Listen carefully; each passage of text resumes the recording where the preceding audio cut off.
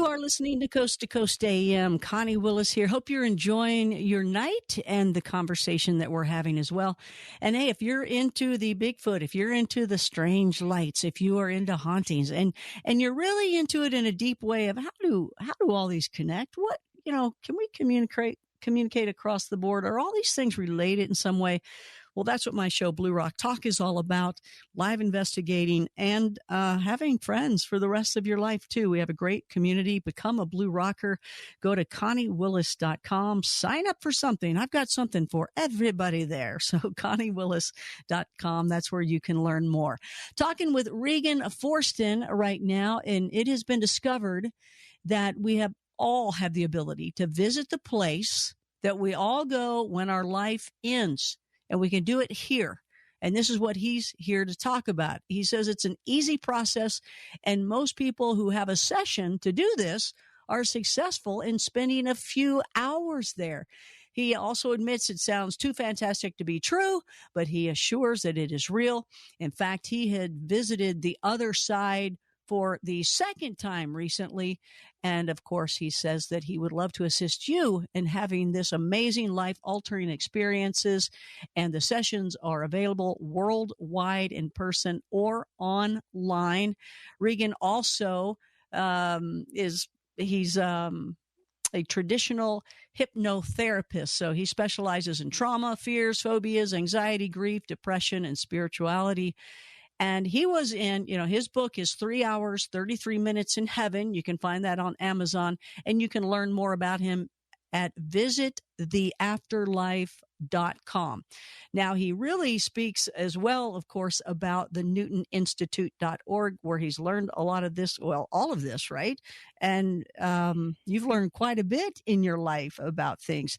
And I want to make mention that people cross over, they cross over, they come back. We're talking about the near-death experiences, but you purposely hold sessions, can take you over there, learn what you want to learn, and then come back. And this is on purpose. And you can do that more than once. You've done it twice. How many? What's the most somebody has done these sessions, and what is the progress you've seen with these people? Yeah. Well, it's funny you asked that, because I just did a session 3 weeks ago with a woman who had done 3 quantum healing hypnosis sessions, where you have a similar experience, and 2 Newton. So it was the third time. So altogether, she's experienced this 5 times, Wow. But I've had some clients, just did a third one last year. I did a third session for someone, and second sessions for, if someone has a session, then a couple years later, enough things have changed in their life and they feel they want to go back again because they want some more clarity in their life because it's taken such a turn. And then those people have come and, had the same thing, only a little easier this time. Find out this process, we take it real slow as far as the induction, so that, some people can actually get to the desired state of relaxation in 2 or 3 minutes. It just surprises me. Some people, it might take an hour, So what we do is we just take sessions, and that's the other thing too. An average session's about 5. For my sessions are about 5.5 hours long. But that's because we also, I also incorporated the quantum healing in there with the talking about the health issues and everything. I have had them go as long as 10 hours. Woo! And they ends in that, having that intense. Boy, when I was done with that session, I was traveling at the time. I was seeing someone in L.A., and I got in my van. I have a Sprinter van because I travel a lot doing these sessions. And I got in my van, I laid down. I woke up 16 hours later. It's But, and her story, if we had an hour, her story would make a great Hollywood movie. And it was right in Hollywood in this old mansion. It looked like Greta Garbo might have used to live there or something. And boy, did she have a convoluted life. A wonderful human being, though, just this giving, beautiful human being. But boy, did she have a lot on her plate, But that's nice to know, though, that they pay for a session. Somebody pays for a session with you, and then, you carry it all the way to the end. That's nice. There's a lot of people just cut you off and go, next session, you got to pay again. Yeah. Because it's up to the client, for me, and the way I do the sessions, it's up to my client to tell me when they're ready to come back. So we just ride it until it's time. And it always seems to end naturally. Like, when you're on a phone call with somebody and it just seems to end naturally, that's the way the way that it is. Just one thing I just put on my list here that I want to, because this is so easy to get off in tangents talking about this stuff. The thing that gets me the most, that really excites me the most about what we've discovered is that, for instance, when you decided to be Connie, because there's a place of life selection up there where people have actually gone back in this state and they saw how they chose their life. And everybody describes the place where you go pretty much the same, and the process is kind of the same, and that's a whole conversation in itself too. But when you decided to be Connie, you didn't put all of your soul self into Connie. You left probably about half of yourself home, because that's one question we ask people when they're trans. We say, how much of your soul self did you put in your current body? And they'll usually say 40%, 50%. Sometimes if they think they're going to have a very difficult life because they've chosen to learn a lot of difficult things, sometimes they'll say 60 or 70%. But what that means is each of us has another part of ourself, our higher self, that's in the afterlife. And what I love to see when I'm doing these sessions, there's a point where my clients merge with that higher self. And I can always tell because I start asking them questions, and all of a sudden they're answering in third person. Like all of a sudden on the recording, when you listen to it back and you're hearing someone say, your higher self is saying, well, Connie knows what she needs to do, but she's pretty stubborn. She needs to stop doing this. Hey now. And so it's so cute. Now, what I've been experimenting with, too, and when I get to other therapists, because we all are finding out new things all the time, one thing I think that's really helped make the sessions better is at one point, and usually I do it when they're before the council, I'll ask permission, and I'll say, may my client actually see her higher self? And they always say yes. And this is an amazing thing. All of a sudden, my client is there, and her higher self is there, and they're facing each other. And I say, what's your higher self look like? And usually they'll describe it's a ball of energy, and I'll say, what colors is it emanating, and so forth. And then I'll say, may she have permission to walk into her higher self to feel what it feels like to be all together, like when you go back home to heaven, and they will walk into themselves, and then I have them memorize what that feels like. So when they go back and they know they have changes to make and they're going to go through difficulties and everything, they can always remember that feeling of power, that feeling of love that they had when they were experiencing their higher and their lower selves blend together. Now, because of the fact that there's always part of us home, what that means is when the people write their list of people that are alive and who passed on, for instance, husbands and wives like to do this a lot, that the husband, say if the husband comes to me, when he's on the other side, he can have a conversation with the higher part of the higher self of his wife. One couple came to me they were in regular counseling. They were butting heads and not getting anywhere, and that counselor knew the work I did, so he sent them to me and says, well, I'm kind of giving up on you guys a little bit. Go see Regan and see if he can, and he explained, and they were open to this idea. So one day I had the husband go to the other side. He was able to talk to the higher part of the higher self of his wife. The next day she did and talked to his higher self. And so they were able on the other side to talk about their issues, but in a relaxed, more loving way, because the higher selves are really cool. I mean, they're really understanding, and they're kind of telling you, or will tell you what's kind of going on, and in that case, it was very interesting. They did find out that it was time for the wife to move on, that the agreements that he had made when he came down into the body, what he was working on, he had gotten sidetracked, and he just wasn't fitting the bill of what he was supposed to be doing. And the wife, she was continuing her learning in that. So she told him, says, we'll get together another lifetime. We'll try it again, but it's just not going to happen in this life. So when they came back and they met together, they were able to talk about it, and they were able to, in a very amicable way, to separate. And the fact that they knew why and they knew everything that was going on, they were able to do it in a very healthy way. It shows you the possibilities, of this process. Yeah, I guess they could also, like, you could also talk to someone that's passed on, right? And then get past some of the things that were holding you back here on Earth. Yes. Let me ask this. Going to your website, you've got Life Between Lives, Past Life Regression, and the hypnotherapy. And so is the one where you experience heaven one of those? Or it's the Life Between Life tab. Yeah. Okay. So I'm just gonna take this. I'm just visualizing this here. So if you take somebody, if you regress somebody, and you take them back to a memory during this life, or like especially abduction regressions, things that have happened during this life and you just don't remember them because they've been blocked. Okay. Or you can go to past life. Is the life between lives, is that kind of just like a regression, but it's forward? Or, I mean, well, it's okay. That's a good question, Connie. Yeah. For us the process we use for most people to get to the life between lives is, now I'll go a little slower because it can get a little confusing in a way because it seems so like Twilight Zone, but it's really wonderful the way it works.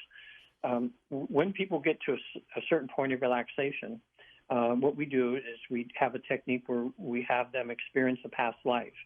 Now, the reason we do that is because they have a memory of that, and they have a memory of what happened after they died, where they went back to the other side. So that memory's already there of what happened.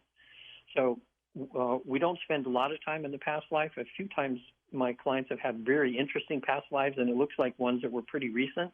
And when they come out of it, we talk about it, and they go, gosh, I'd like to go back there again, see if I can find more information. Maybe I could go back and find who I was, at a certain time. And I've had that happen a few times where people come back and we go back and delve back into those interesting past lives. But when they're out of their body, I have them at their funeral. They're seeing who's there. And then I usually ask, are you ready to go home now? Or do you need to stick around because people are grieving for you? Do you need to stick around and be with people? It's so interesting, Connie, that about half of my clients say, I need to stay a little bit. And so I say, okay, you go ahead and take care of what you have to take care of, and I'll just be quiet here. And when you're done, let me know. And then a few minutes later, they say, okay, I'm done. And then I'll ask them, what did you do? Now, the most common thing that they say is, well, my significant other or something was grieving so bad that I placed myself in a dream that she had. Or someone would say, I made the lights flick on and off in her house, and then said, my wife or husband, whoever's left alive there, kind of turns around and says, oh, Bill, you're here, aren't you? Or, there's something that they do so that they can tell, they get through to that person. And I think people listening, they've been probably some of them afraid to tell people that's kind of happening because people think they're crazy. But no, when people, that you love pass on the other side, and if you're having a hard time grieving, they will do what they can to some way let you know that they're okay. There's a good movie on Netflix called Surviving Death. It's good for people listening now too, and it goes into that. And there's a lot of stories on there and how people, say, oh, so and so contacted me by this or that, and they just knew it was them, kind of thing. So then, then what I say is to them, I say, okay, let's turn around. What happens next? How do you get back home? So in essence, they kind of turn around. There's usually a guide or a relative, someone that loved them that was already passed on that's there to meet them. Most of the time it's the guide that's there. And then I have them describe their guide, and we get a name from the guide. And as soon as we can we can talk to the guide, we ask the guide. This is where it gets pretty interesting, and imagine experiences this, Connie. So let's say you were George in a past lifetime. And it's funny. You have to be prepared for this. About half of the women that come to me, they end up being men in other lifetimes. And I always think of this case. There was this young lady, very beautiful. She was, I think maybe 38 or 38ish or something. Very, very, very beautiful human being. So nice and kind. And so she goes through this tunnel that we have people go through to the light at the end of the tunnel. She comes out in a past life, and she's in trance, and she's laying there nice and calm. And I say, okay, I want you just to put your hands out in front of you and tell me, what color is your skin? And then she said, white. I says, okay, now. And then she hesitates for a minute, and she's quiet, and her hands actually, her physical hands here, it's like she's looking at her hands over there, but her physical hands are going up. And she goes, oh, my God, I'm a dude. And she just surprised her so much. And she's, I'm a dude, And anyway, she had these gnarly hands. She was carrying this big beam. It was down at like a western town, to build something. And afterwards, when we were talking about it, she just laughed. She says, oh, my God, that shocked me so much. So anyway, and I need a manicure. Oh, I'm a dude. Well, get this now too. Robert, I'm sure he would. I'm not giving any last names here, so no one knows about anything. But I'm sure they'd be okay with this. Robert, he gets to a past life. I had him, and his name was Victoria, and so I had him go to an important event in his life. So here's this man, this like 60-something-year-old man. He's laying on my therapist couch. And all of a sudden, he's moaning a little bit, like, oh. I said, what's happening? He says, I'm having a baby. So and people, I just want them to know that when we take these past lives, we're trained so you're not re-traumatized. We're trained if we can tell that you're starting to get really emotional about something, I'll touch them on the forehead and I'll say, now you have a choice to make now. You can either experience this as you're experiencing it, or you can kind of watch it like you're watching it on a movie screen. Most people choose the movie screen. Apart, and then, or I'll take them just past it. I'll say, okay, now you just have the baby, and tell me what's happening. So visit theafterlife.com. That's where you can learn more about Regan Forston. Visit theafterlife.com. His book is 3 hours, 33 minutes in heaven. That's his account, his first one. He had a second one too. Stay with us. We'll take some calls as well here on Coast to Coast AM.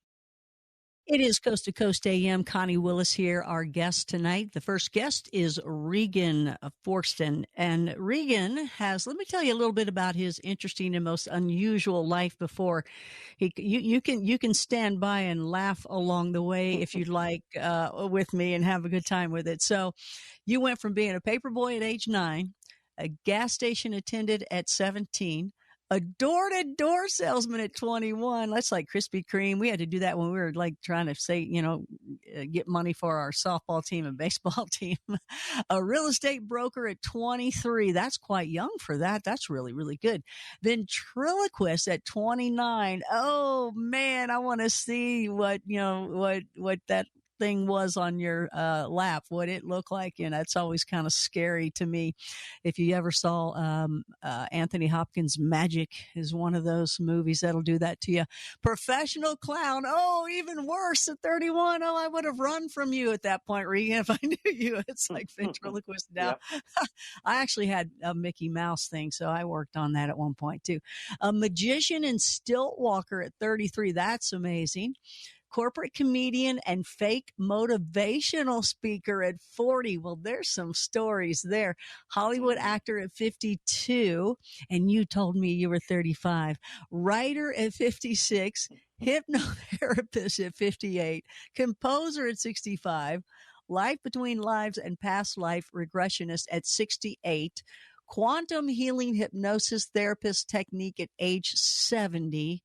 And then what we have, these experiences were needed. Oh, okay. Looking back, he can see how all these experiences were needed for him to become a life between lives facilitator. All that to get where you are now. Yay.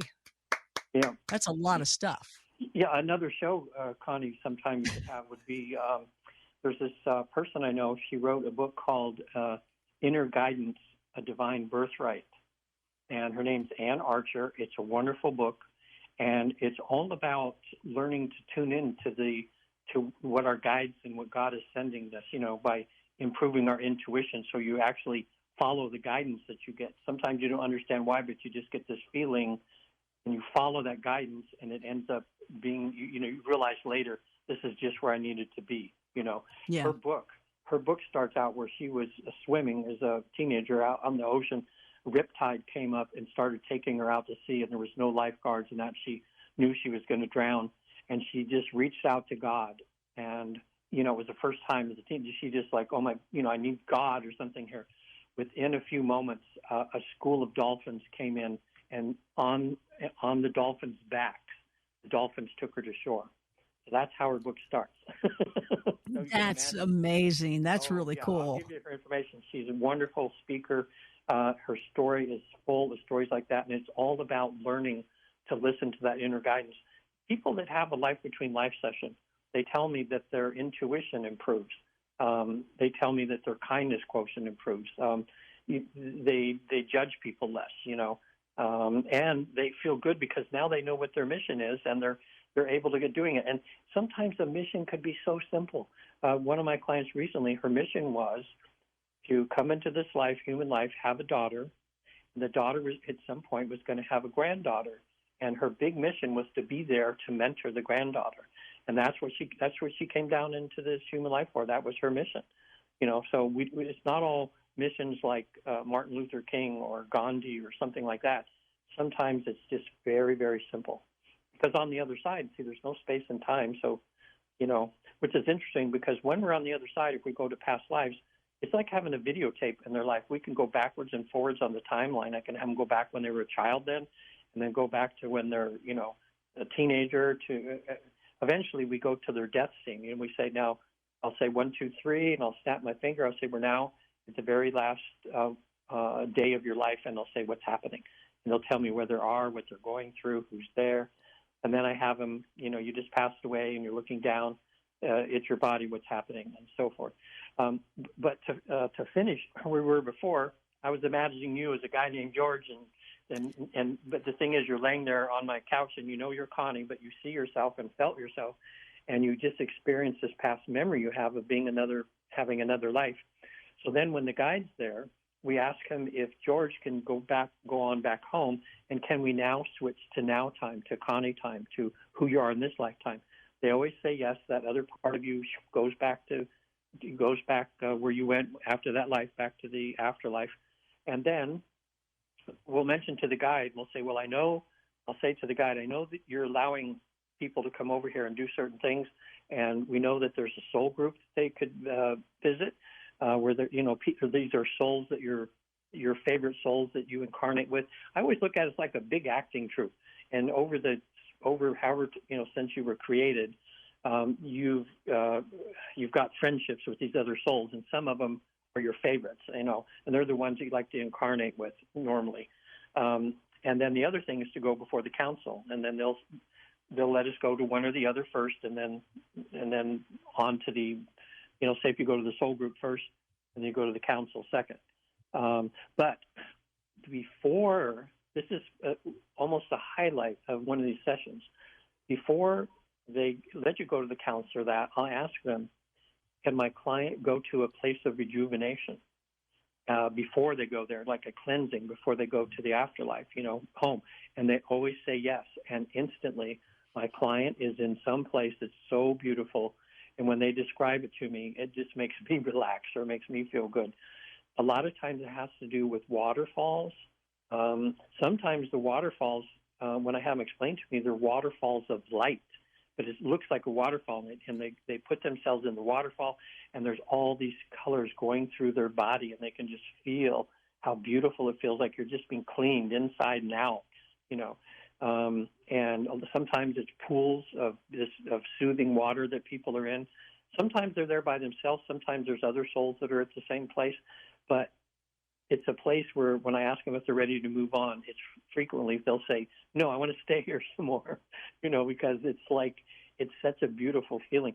One person described it as, she said, I felt like my body was like a billion BBs, little BBs, and I felt this energy going in and one by one, just cleaning them and just making them sparkly, One of my clients that suffered from seizures, like 20 a day of seizures, where he would just pass out for no reason, and they could never find anything wrong with him physically, but he can't have a normal life because it's hard for him to have a relationship, or he can't drive a car, can't have a job, if you're passing out all the time. And the guide came up and told him to there was a tree that appeared, and it was this tree of, he's in trance, and he's just going, wow, wow.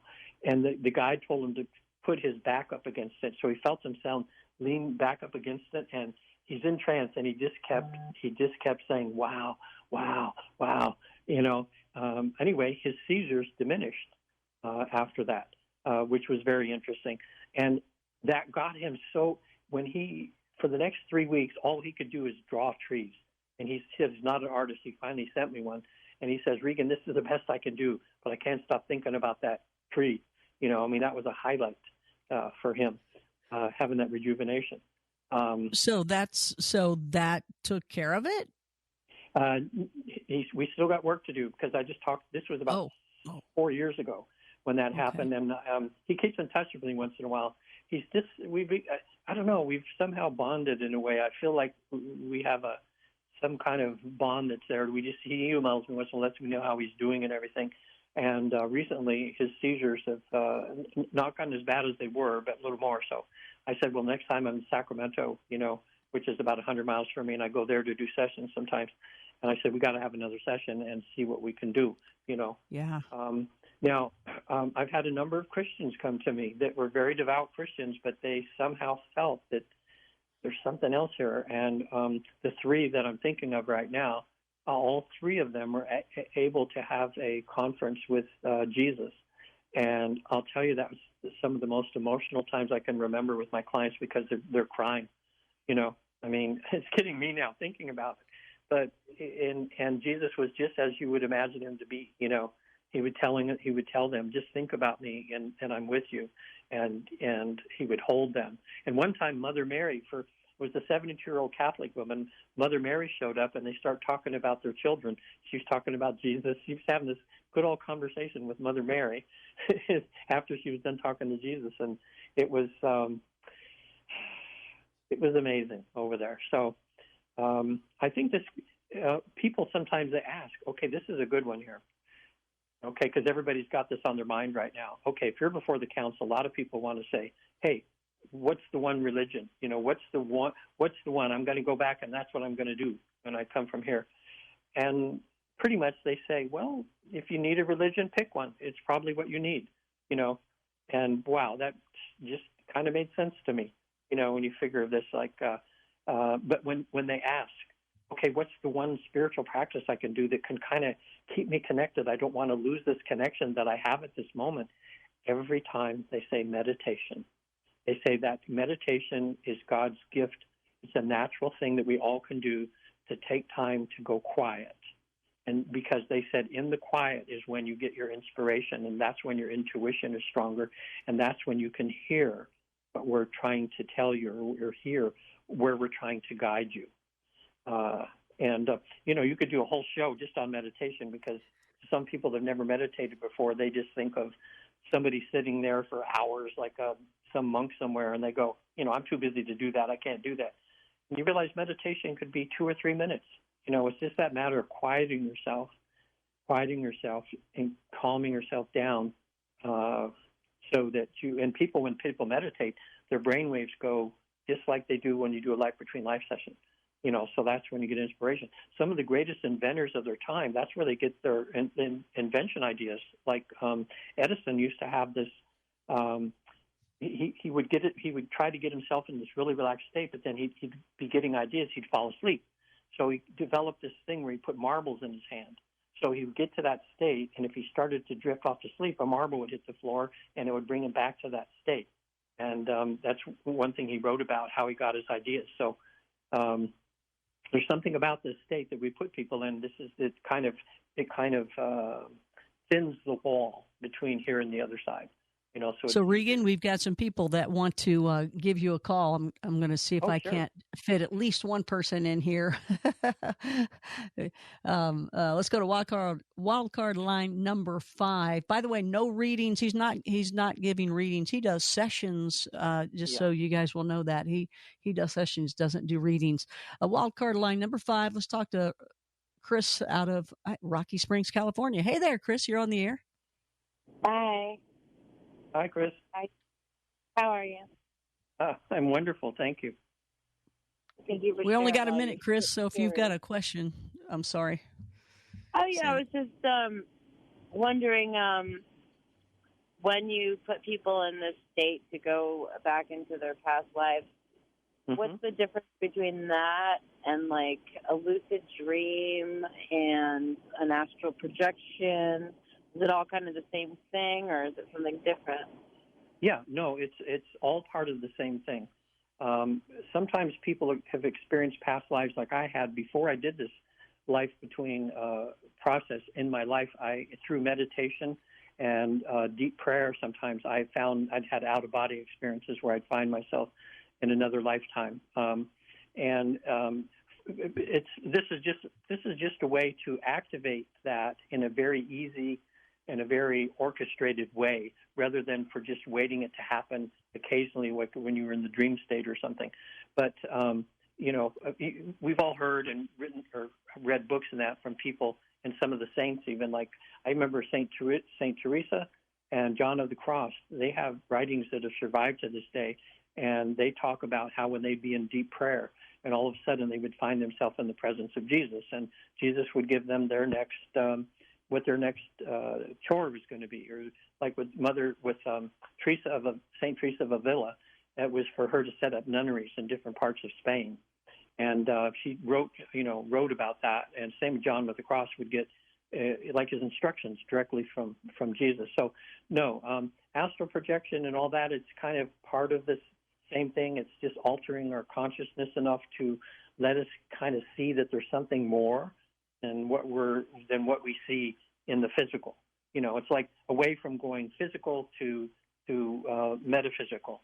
Brian Weiss, he's got some great books out there too. He's done thousands of past life regressions. He's probably the most well-known past life regressionist.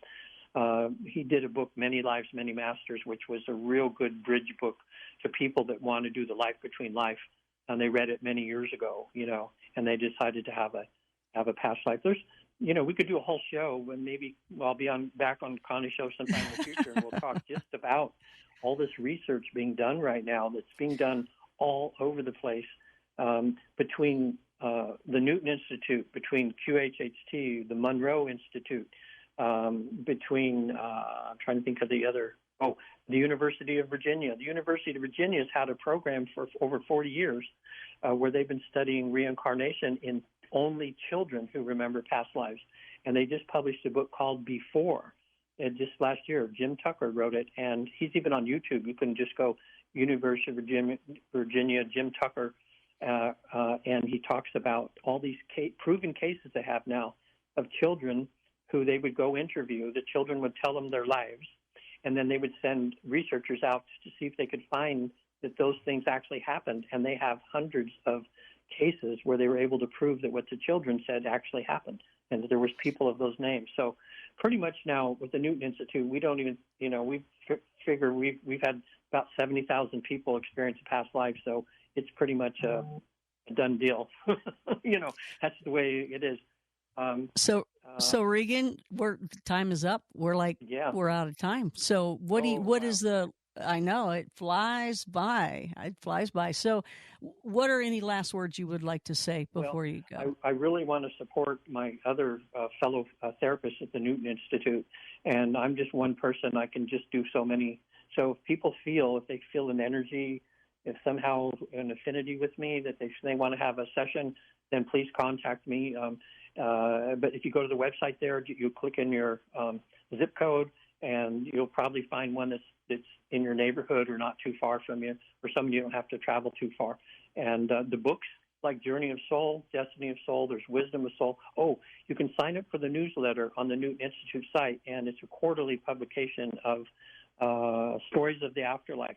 And it's us therapists now, since Michael Newton's passed away, we send in case histories, and it's a quarterly publication, and you can see what's happening now. And the final thing is, too, because your next guest is about aliens, one question we're asking now, a lot of us, is when they're in trance, we ask our client, have you ever incarnated in another planet or another dimension? And about 30%, 35% of them say yes. And then we say, can you take us there? And we're getting these descriptions these other worlds, these other planets, these other life forms. We're finding out that God is much bigger than we ever can even imagine. The universe is teeming with life. But since you exist as energy, you can take that energy and put it anywhere in the universe that you decide to go, into anything. Your energy comes and goes. Regan, I love you, man, but we got to go. I love you. It can keep going. And you know what? You're going to be with me on Blue Rock Talk in the future on my show. So thank you so much. We got to run. Regan, you are great. Find him at visittheafterlife.com. And his book is 3 hours, 33 minutes in heaven. One of his experiences. I guess he'll have to write a second book for the second one.